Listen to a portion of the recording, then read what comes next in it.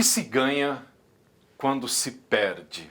Será que a morte só tira de nós? Será que ela não traz nada? Será que ela não nos dá nada?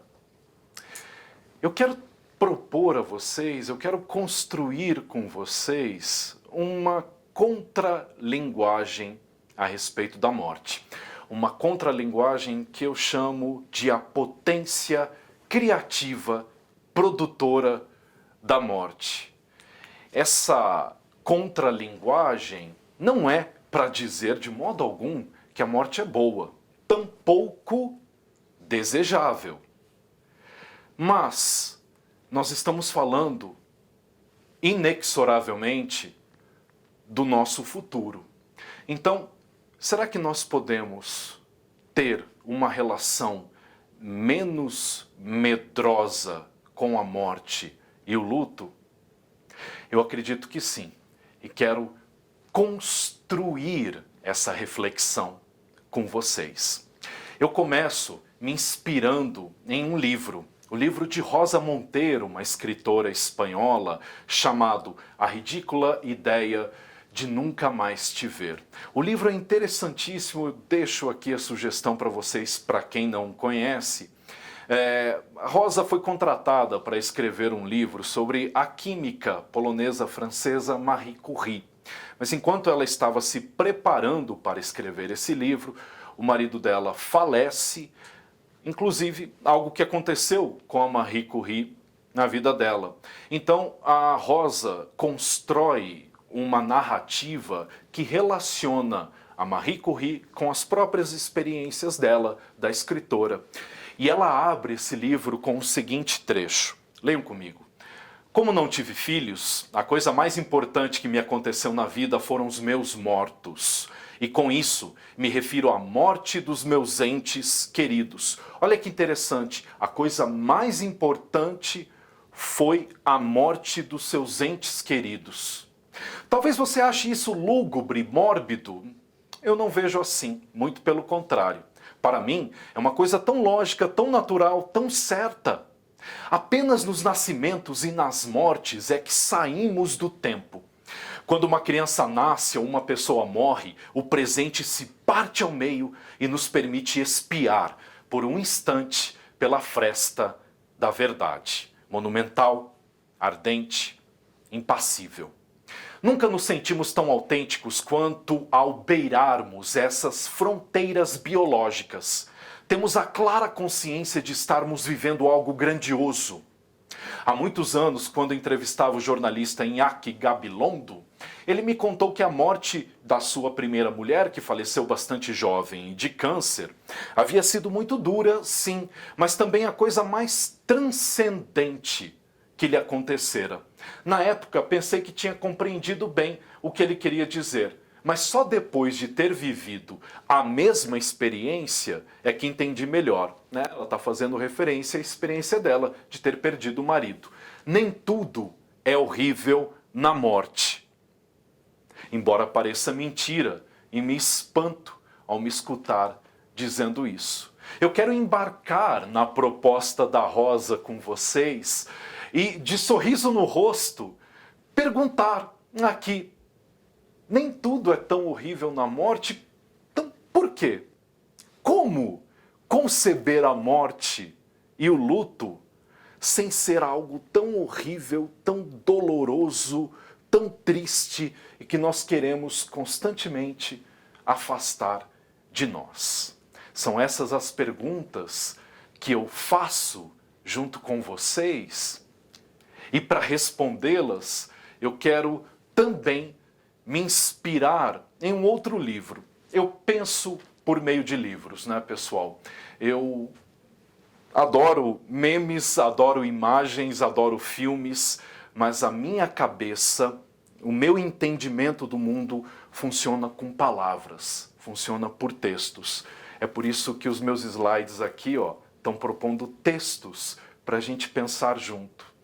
E um outro livro que me inspirou bastante, que me fez pensar bastante na morte, é o livro de Itamar Vieira Júnior, um escritor brasileiro, Torto Arado, um livro que fez muito sucesso nos últimos anos no Brasil.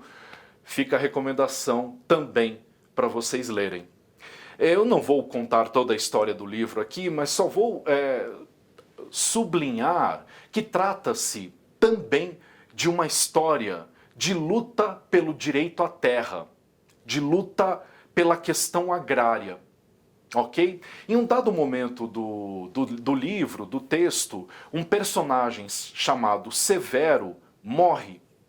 E a morte de Severo faz o quê? Gera a mobilização da comunidade para lutar pela terra, que não era dela, não era da comunidade. O Severo é uma figura que levanta esse conhecimento, ele levanta este direito para uma comunidade que está vivendo numa terra que não é dela. Ele morre e a comunidade carrega a palavra dele, se inspira pela palavra dele, dizendo assim, ó, é aqui, nesta terra, na qual nós vivemos, mas que não pertence a nós, que nós queremos permanecer. Então, me parece muito interessante observar que a morte gera um interesse, um desejo, uma vontade de permanência. Porque a morte é ir, né? É se afastar, é acabar. Então, pera lá, nessa história, a morte está gerando o quê? Ficar, permanência, revelação com a morte. Se estamos falando de morte, estamos falando de luto. E é interessante a gente conceber o luto não somente como a vivência do sofrimento pela perda. O luto é uma transformação pedagógica. Gostaria de propor essa imagem para vocês. Uma transformação produzida por um ensinamento, por um aprendizado. Uma vez que trata-se de aprender a amar sem o que se perdeu, mas sem esquecer o que se perdeu. Ou seja, você perdeu alguém que amou, você perdeu um ente querido, você perdeu uma pessoa importante na sua comunidade. Você vai sofrer, você vai entrar em um processo de luto. Ok, perfeito, mas eu não posso sair dele da mesma maneira que eu entrei. É essa transformação que o luto produz. Muito bem, eu tenho que aprender algo durante essa transformação. Eu tenho que perceber algo durante essa transformação. Eu sugiro que é aprender a voltar a amar, mas o que é impossível, sem esquecer do que eu passei, pelo que eu passei, de ter perdido. Então, tornar-se outro, não só porque não se tem o que se amava, mas também porque a experiência da perda foi vivenciada. Eu passo pelo luto porque eu quero voltar a amar. Porque eu quero voltar a ser feliz como eu era. Mas eu perdi. E aí? Como eu venho a ser alguém que sabe amar e que não esqueceu que perdeu o que amou? Como é que eu consigo amar mesmo tendo perdido uma pessoa que eu amava tanto, que eu queria tanto em minha vida? O luto parece ser um processo muito difícil de ser feito em nossa época contemporânea. E eu digo isso por duas razões, pessoal. Primeiro, porque o luto, ele tende a ser encarado na nossa época por um processo única e exclusivamente subjetivo. E para o luto acontecer, ele precisa do reconhecimento da dor. E por mais forte que você seja em reconhecer a sua dor, se essa dor não é reconhecida pelos outros, esse processo de luto é muito mais difícil de ser feito. Então, essa dor, esse sofrimento, esse processo, ele precisa ser também compartilhado com outras pessoas, vivenciado com outras pessoas. E a segunda razão do luto para que o luto seja difícil de ser feito contemporaneamente é porque ele exige tempo. O luto, ele não é instantâneo, ele não é da noite para o dia. Nós precisamos de tempo para que esse processo de transformação pedagógica aconteça. Porque por mais que você fale para o teu corpo que é preciso mudar e viver e amar e ser diferente, o teu corpo não te responde. Aquelas emoções, aquelas dores, aqueles sofrimentos estão lá. Então, é preciso deixar o tempo fazer o seu trabalho, assim como um longo processo de cozimento. Então, o luto é uma espécie não de internalização, mas muito pelo contrário, um processo de vir a ser outro, de desindividualizar. Eu diria até mesmo de ser despossuído por você mesmo. Ser alguém que você ainda não conhece. Ser alguém que você ainda não sabe quem é. Essa é a potência criativa da morte que eu quero sugerir para vocês. A morte revela essa verdade de permanência, ao exigir pelo luto que transformemos as nossas emoções, as nossas experiências em palavras, em outras palavras, em conhecimento. Ficar é uma dessas palavras. Ficar para lutar, ficar para amar, ficar para continuar amando de uma outra maneira, sabendo que você pode perder. E não seria essa a ambivalência da própria vida? Ambivalência não é uma contradição. Ambivalência não é um erro. Ambivalência são duas forças opostas que acontecem ao mesmo tempo. Então, perder para ganhar, ganhar para perder, lutar e amar sabendo que você pode perder.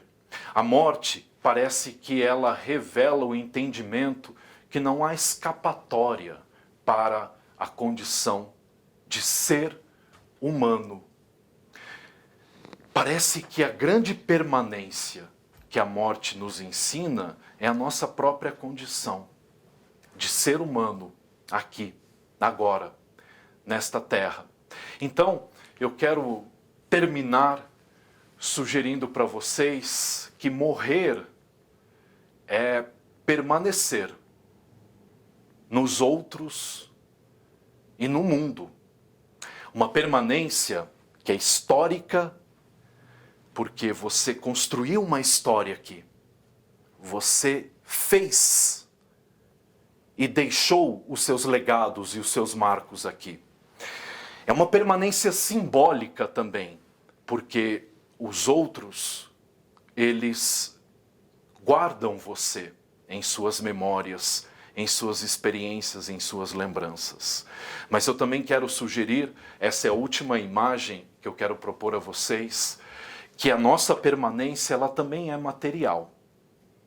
Ela é físico-química também. Pensem nas semelhanças entre as palavras humilde, humilhado, humus e humano. Humilde, essas palavras elas são parecidas porque todas elas derivam de uma mesma origem. A origem é terra, a origem é chão. Então, quando você se sente humilhado, é porque literalmente você se sente jogado ao chão. Humilde é porque você está na mesma altura do chão. Humano, que vem de terra, que vem do chão. Humus, aquela terra rica que nós usamos para adubar nossas plantas, nossas flores. Aproximar-se da morte, compartilhar o luto e morrer nos faz ser quem nós somos. E talvez nós tenhamos tanto medo da morte porque parece que nós estamos fugindo ou não aceitando quem nós somos. Humanos. Humanos como humus, uma terra que você pode interpretar como sujeira, mas que de repente você pode sugerir como adubo, que faz crescer, que produz, que cria, que nos faz querer ficar coletivamente, todos nós.